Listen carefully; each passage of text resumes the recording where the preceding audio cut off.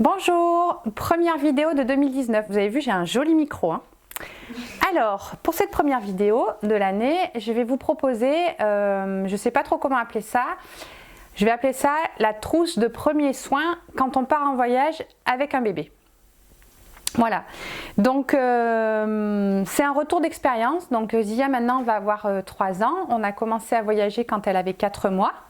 On a fait pas mal d'endroits très différents. Hein. On a fait Californie, Oregon, Londres, Tunisie, Maroc, Tunisie 2 fois, une fois le nord, une fois le sud, l'Inde, la Thaïlande, le Mexique, Lisbonne et l'Espagne. Voilà, donc des pays très différents, en fait qui n'ont strictement rien à voir les uns avec les autres, donc certains qui sont assez proches de nos habitudes de vie, et d'autres qui sont très différents, et voire au niveau climat qui n'ont strictement rien à voir. Donc il faut un petit peu s'adapter. Voilà, donc je vais vous proposer un petit peu des choses. Alors au début, quand on est parti les premières fois, j'avoue, j'avais quand même encore des 2-3 flacons, enfin 2-3 boîtes genre Aspro 500, désinfectant et tout ça. Et puis au fur et à mesure, j'ai épuré. Par contre, voilà, il y a un petit moment dans la journée ou dans la soirée où on se pose, on fait un récap de notre journée et puis on regarde les petits bobos, les petits machins, les petits trucs et puis on prend soin de nous. Voilà. Donc notre façon de voyager, donc on a voyagé, on va dire, généralement on prend un vol sec, on prévoit les 2 premières nuits, la dernière nuit, et puis après c'est un peu là où on a envie d'aller avec une carte routière. Donc c'est un petit peu route quand même. Donc par exemple quand on est parti, on a atterri à San Francisco et on est remonté jusqu'au lac Klamath, donc on a fait Californie, Oregon. On était dans un van, sans toilette, sans douche, avec une réserve d'eau bien délimitée. Quand on est parti au Mexique, on était avec un van sans climatisation, voilà, avec à faire de la route sur les grandes routes tracées en plein milieu de la jungle, ou pendant des kilomètres et des kilomètres où on ne voit rien, ni personne, tellement la végétation est dense. On a eu aussi quelques petites anecdotes qui nous sont arrivées. Donc par exemple, on s'est retrouvé dans le désert tunisien avec un train, on a pris un train et puis le train il n'est pas arrivé à destination, plein milieu d'après-midi, plein cagnard, plein désert, le train s'arrête, il ne redémarre pas, qu'est-ce qu'on fait? Tout le monde descend, voilà. Il nous est arrivé aussi, on est arrivé sur une île, on arrive sur une île en Thaïlande. On veut aller visiter et on n'a pas fait 4 pas que Eric s'entaille le pied avec point de suture. Mexique, on n'a pas eu la tourista, mais on a été, moi j'étais assez malade pendant 2 jours parce que j'ai mangé un truc vraiment pas frais. En Inde, on a débarqué à Bombay à 1h du matin et on arrive devant l'hôtel qu'on avait réservé, hôtel fermé. Voilà, et donc on reprenait un autre vol le lendemain. Voilà, donc des petites galères qui font partie, je pense, des voyages pas trop programmés. Première chose qu'on achète, du miel. Voilà. Donc il y a plein d'usages, je vais vous en parler, je peux vous en parler maintenant même. Donc c'est en cas de coup de soleil, de coupure, d'infection, comme support pour prendre les huiles essentielles. Enfin voilà, le miel, voilà, c'est bien. L'ail. Voilà. Et donc j'ai ma petite bouteille d'huile végétale que je me suis préparée ici en France, mais j'aime bien dès que j'arrive dans un pays acheter une huile végétale bio de là-bas parce que on va s'en servir pendant tout le voyage. Donc ça c'est le premier truc. Quand on est à l'étranger, on essaye au maximum de manger comme on mange d'habitude, c'est-à-dire cru et végétal. Alors végétal c'est sûr, on ne consomme ni poisson ni viande, ni fromage, ni œufs là-bas. Par contre, cru, c'est pas toujours possible. L'endroit où on a le plus galéré, qui a été le plus difficile pour nous, ça a été en Tunisie et au Mexique. Donc dans ces cas-là, on guette les marchés, on va sur les marchés, on s'achète nos fruits et légumes et on les lave nous-mêmes. Et sinon, il y a d'autres pays où par contre on s'est régalé à manger au restaurant, donc par exemple en Thaïlande et en Inde. Et franchement, au niveau budget, on faisait l'équilibre en savoir si quand on achetait, qu'on cuisinait nous-mêmes ou quand on mangeait au resto, en fait c'est la même chose, c'était kiff-kiff et au moins on se reposait. Voilà, donc alors dans les produits que j'amène. En premier, donc je prends toujours des compresses stériles. Donc évidemment, je prends des mouchoirs ou des lingettes lavables. Mais les compresses stériles, je les prends parce que si jamais on se fait une coupure ou si on a gratté une piqûre ou, enfin, voilà, ou d'autres choses, ou si par exemple, je sais pas, infection urinaire ou quoi que ce soit, donc on prend des compresses stériles. Autre chose qu'on prend, c'est les pansements. Alors une petite astuce, les pansements, c'est en cas de saignement.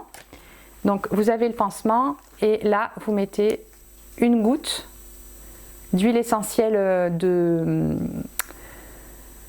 d'hélicryse, pardon. Alors là vous mettez une goutte d'huile essentielle d'hélicryse, vous mettez un petit peu de miel ou un corps gras, voilà, pour pas que ça agresse la peau. Et voilà, l'hélicryse cicatrisante, voilà. Alors dans les autres produits que je voudrais vous présenter qu'on prend maintenant, donc on prend donc, voilà, les compresses, les pansements. Autre chose qu'on prend tout le temps, alors pareil, au départ, les premiers voyages, c'était je prenais gel douche, crème hydratante, crème solaire, crème apaisante après solaire, démaquillant, enfin voilà, démaquillant, surtout pour nettoyer la peau quand on n'avait pas d'eau. Voilà, donc ça me faisait plein de flacons et au bout d'un moment, j'en ai eu marre. Vous avez des sites en France où vous pouvez trouver en fait les composants basiques pour faire une crème solaire. Donc voilà. Voilà, et ma petite vitamine qui doit être par là. Voilà, petite vitamine E naturelle. Voilà. Alors pour être honnête, on l'a fait une fois et puis ça nous a gonflé. Donc on a arrêté de le faire et en fait on a arrêté de se mettre de la crème solaire. Alors j'explique. Déjà on a respecté, c'est-à-dire que quand il faisait trop chaud, on n'allait pas dans l'eau, on n'allait pas se mettre au soleil. Et la méthode la plus efficace pour se protéger qu'on ait trouvé, c'est en fait on avait un t-shirt baignade, c'est-à-dire qu'on se baignait avec un t-shirt à manches longues et on se mettait à l'ombre. Donc soit on trouvait un parasol sur place, soit il y avait des endroits ombragés, mais on a vite arrêté la crème solaire parce que déjà en plus on est arrivé dans des endroits qui étaient des sites protégés et puis c'était interdit pour pas polluer. Donc on a trouvé ça très bien. Par contre des fois quand on avait pris un peu le soleil, qu'est-ce qu'on faisait derrière? Voilà, donc c'est là où on peut utiliser par exemple de l'argile, voilà, ou du miel aussi, quand il y a vraiment des zones, voilà. Donc l'argile, voilà, donc moi je préfère, par goût, je préfère la blanche, voilà. Je parle de l'argile, c'est ma fille qui filme, donc voilà, donc je parle bien de l'argile. Donc je préfère la blanche, je sais pas pourquoi, c'est comme ça, parce qu'elle est très fine en plus. Donc l'argile, on peut s'en servir pour plein de choses. Donc déjà, on est un peu barbouillé parce que l'alimentation change pas mal ou parce que on vient de s'enquiller décalage horaire, on vient de s'enquiller une nuit dans l'avion, enfin voilà, on a été l'air climatisé, tout ça, on est un peu barbouillé. Donc on peut boire un petit peu d'argile ou de l'eau argileuse pour bébé. Donc ça c'est pas mal en fait, c'est-à-dire que je mets de l'argile, une cuillère à café qu'on met avec une cuillère en bois ou une cuillère en plastique. Je tourne avec un petit peu d'eau, j'attends que ça se dépose et je fais boire à bébé juste l'eau argileuse. Ça c'est pour les coups de soleil, pour les piqûres d'insectes aussi, parce que quand par exemple on est allé en Inde, on s'est retrouvé, on a été piqué par on sait pas quoi et Zia qui avait un matelas sur le sol s'est retrouvée mais clafie de boutons de la tête aux pieds. C'était pire que la varicelle. Et la seule façon qu'on a trouvé de cicatriser ces boutons là, ça a été en fait le soir on lui mettait, on la couvrait d'argile et le lendemain matin on la rinçait et en fait ça fait énormément de bien à sa peau. Donc argile avec un petit peu d'huile et des huiles essentielles. Voilà, donc j'utilise pas mal l'argile. Donc l'argile, voilà, digestion sur la peau, voilà, c'est pas mal. Ensuite, donc j'ai ma petite huile végétale, je vous en ai parlé. Alors pour remplacer tout ce qui était gel douche et tout ça, on a pris aussi le Rassoul. Donc voilà, on est parti à chaque fois avec notre kilo de Rassoul. Donc super shampoing. Donc voilà, ça se présente comme ça. Sur la chaîne d'Eric, vous trouverez une vidéo en fait où il parle, où on montre comment on s'en sert. Donc c'est voilà, vous avez des petits éclats comme ça, vous couvrez d'eau, ça gonfle un petit peu, ça fait une boue que vous faites plus ou moins liquide et vous la passez sur les cheveux, sur le visage. Enfin voilà, moi je me lavais carrément avec en fait et j'utilisais rien d'autre. Voilà, donc ça c'est voilà, Rassoul et argile, on prend tout le temps.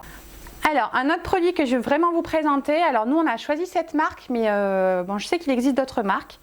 Nous on la conseille à tout le monde, tous ceux qui partent en voyage, qui partent en rando, en trek, tout ça, enfin elle est vraiment trop bien. En plus elle est jolie. Donc si vous allez sur leur site, vous trouverez une petite vidéo où en fait ils mettent carrément de l'eau du Gange dedans et en fait ils la boivent après. Voilà, donc le seul truc c'est qu'il ne faut pas mettre d'eau saline. Il faut mettre vraiment que de l'eau douce, donc dans des robinets, des rivières. Donc nous on s'en est servi à tous les voyages. Alors, ça se présente comme ça. Donc à peu près ça, on peut mettre à peu près un demi-litre dedans d'eau. Vous avez un charbon, voilà. Vous la remplissez, vous mettez le charbon et vous pouvez boire. Donc déjà ça pollue moins parce qu'il y a vous utilisez moins de bouteilles en plastique. Et ensuite ça marche vraiment. C'est-à-dire qu'à un moment donné on s'est retrouvé en Inde sur un espèce de terrain vague là, au bord d'un marché où il y avait des chiens errants. Il y avait juste un robinet en cuivre qui sortait de terre en fait.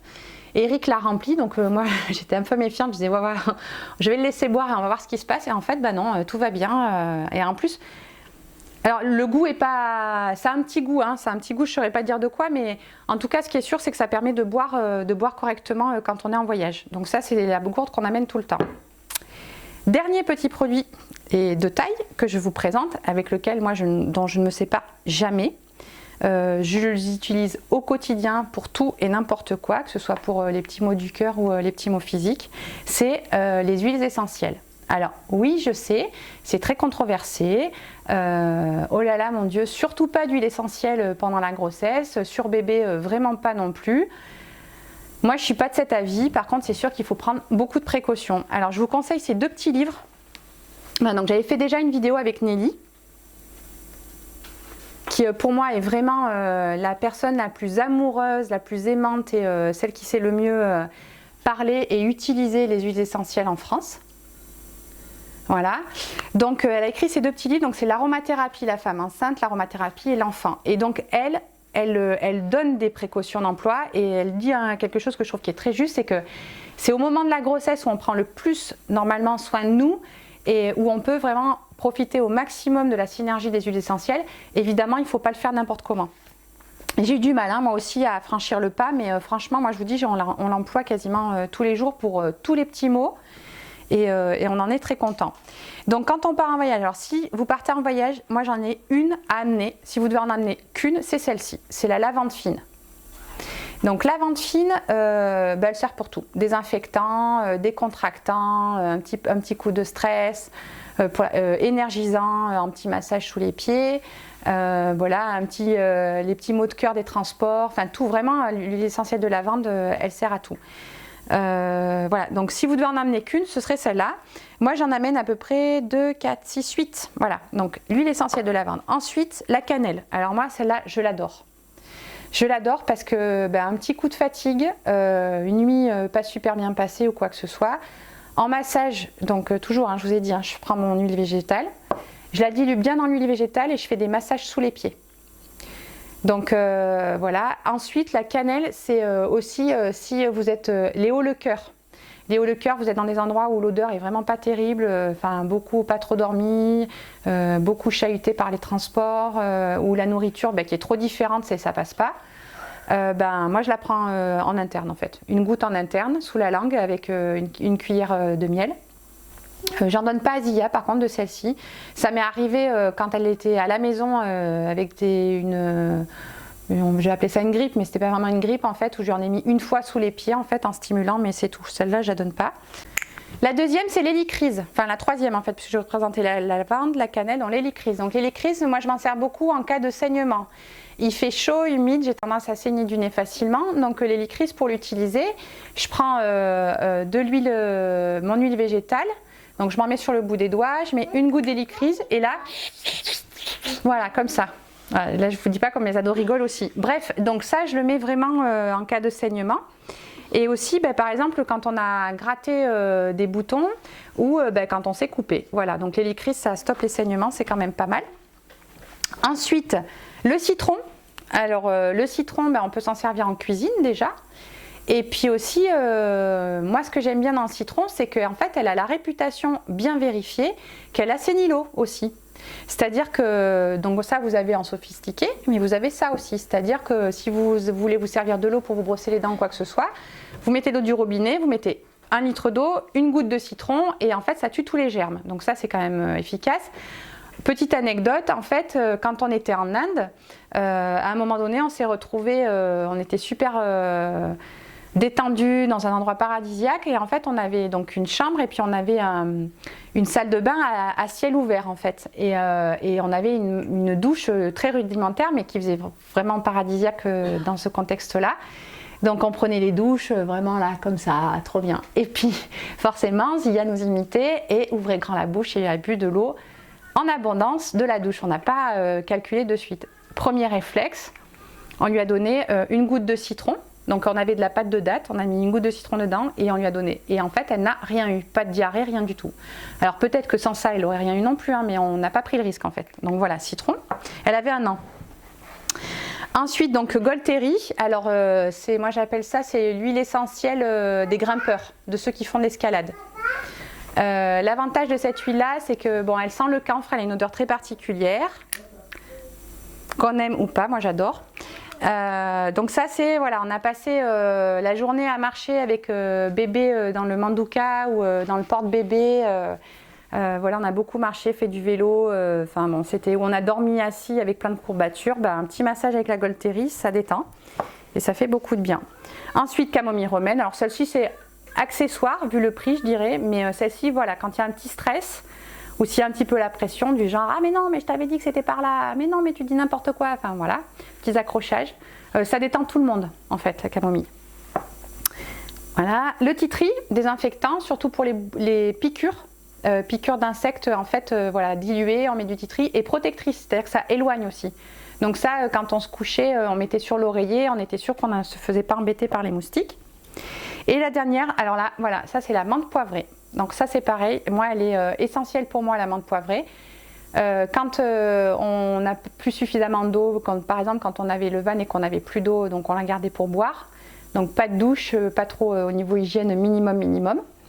Menthe poivrée, donc on fait une petite mélasse avec l'argile, on met de la menthe poivrée, on se brosse les dents comme ça, on crache, au moins on a bonne haleine et puis on est parti pour la journée avec la sensation de dents propres. Voilà, je crois que j'ai fait le tour, je vous ai dit tout ce que je voulais vous dire.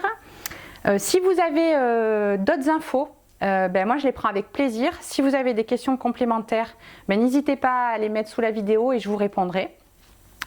Je vous remercie pour votre patience et à très bientôt pour d'autres partages. Au revoir!